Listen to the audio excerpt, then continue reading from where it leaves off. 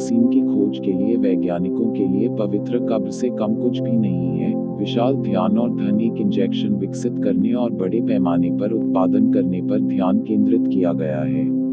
SARS-CoV-2 के तेजी से प्रसार ने विशेषज्ञों को यह घोषित करने के लिए प्रेरित किया है कि अगर टीके नहीं पाए जा सकते हैं तो यह फैलता रहेगा। कोरोना वायरस महामारी के बीच जिसने 69 लाख से अधिक लोगों को संक्रमित किया है और दुनिया भर में 4 लाख से अधिक लोग मारे गए हैं, वैज्ञानिक एक एंटीबॉडी उपचार पर एक सफलता के करीब हो सकते हैं जो घातक वायरस से संक्रमित लोगों के जीवन को बचा सकते हैं। वैज्ञानिकों ने क्लोन एंटीबॉडी का एक इंजेक्शन विकसित किया है जो उन रोगियों पर महत्वपूर्ण प्रभाव डाल सकता है जो संक्रमण के प्रारंभिक चरण में हैं।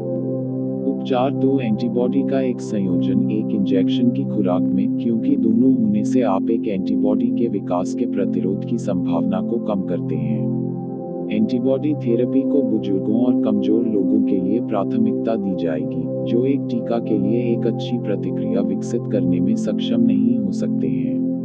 फार्मास्यूटिकल कंपनी ने ऑक्सफोर्ड यूनिवर्सिटी द्वारा संभावित कोविड-19 वैक्सीन का निर्माण पहले ही शुरू कर दिया है ताकि यह सुनिश्चित हो सके कि यदि यह मानव परीक्षण करता है तो इसे शरद ऋतु में उपलब्ध कराया जा सकता है।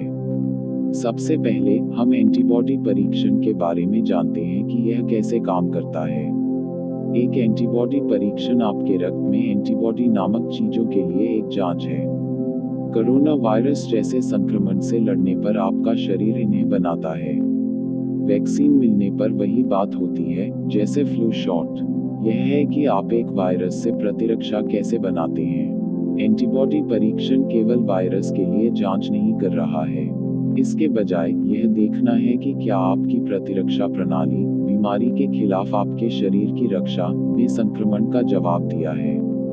डॉक्टर SARS-CoV-2 में 2 तरह के एंटीबॉडी का परीक्षण करते हैं। IgM एंटीबॉडी जो एक संक्रमण में जल्दी विकसित होते हैं और IgG एंटीबॉडी जो बाद में आपके ठीक होने के बाद दिखाई देने की अधिक संभावना है।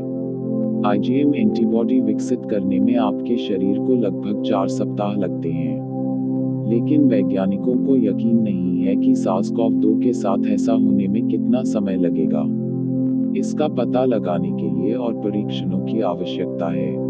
ध्यान रखें कि वर्तमान एंटीबॉडी परीक्षण आपको यह नहीं बताएंगे कि क्या आप कोरोना वायरस के लिए प्रतिरक्षा हैं। ऐसा इसलिए है क्योंकि हम नहीं जानते कि ये एंटीबॉडीज आपको कोरोना वायरस से कब तक बचा सकती हैं, और इन परीक्षणों का उपयोग वायरस के निदान के लिए नहीं किया जाना चाहिए।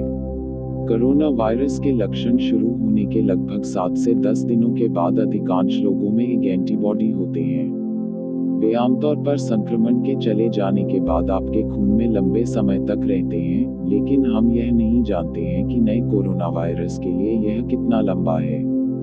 ये परीक्षण कोरोना वायरस के लिए एक प्रायोगिक उपचार के साथ मदद कर सकते हैं, जिसे दीक्षांत प्लाज्मा कहा जाता है। प्लाज्मा आपके रक्त का तरल हिस्सा है। शोधकर्ता इस बात का अध्ययन कर रहे हैं कि कोरोना वायरस से पुनर्प्राप्त हुए लोगों द्वारा प्लाज्मा में एंटीबॉडी कैसे दान की जाती हैं, जो वायरस से बीमार लोगों की मदद कर सकते हैं। एक सिद्धांत यह है कि यह प्लाज्मा बीमार लोगों को तेजी से ठीक होने में मदद कर सकता है, लेकिन अधिक शोध की जरूरत है। उपन्यास कोरोना वायरस कुछ वैज्ञानिकों के अनुसार कुटिल, लगातार और जीवित भी नहीं है, लेकिन जैसा कि दुनिया को सीखना पड़ा है, आनुवंशिक सामग्री का यह छोटा बंडल एक अत्यधिक कुशल आक्रमणकारी है। प्रत्येक कण लगभग 100 प्रोट्रूशियंस या स्पाइक्स के साथ बख्तरबंद होता है, जो गले और फेफड़ों की कोशिकाओं की सतहों पर एक एंजाइम पर पूरी तरह से विकसित होता है, फिर उनमें फिसल जाता है और लाखों बार दोहराता है। पुराने कोरोनवायरस जैसे कि गंभीर तीव्र श्वसन सिंड्रोम या सार्स के कारण समान रूप से संचालित नए कोरोना वायरस के स्पाइक्स, हालांकि मानव कोशिकाओं को बहुत अधिक कसकर पकड़ लेते हैं, जो एक कारण प्रतीत होता है यह अधिक आसानी से फैलता है। वायरस को रोकने का सबसे अच्छा तरीका हो सकता है कि वायरस अपने मेजबान को नुकसान न पहुंचाए, और ऐसा करने के लिए सबसे आशाजनक दृष्टिकोणों के बीच सही एंटीबॉडी का पता लगाना है। कोरोनावायरस वैक्सीन हमारे पास उपलब्ध होने से पहले हमें अपना ध्यान रखना चाहिए।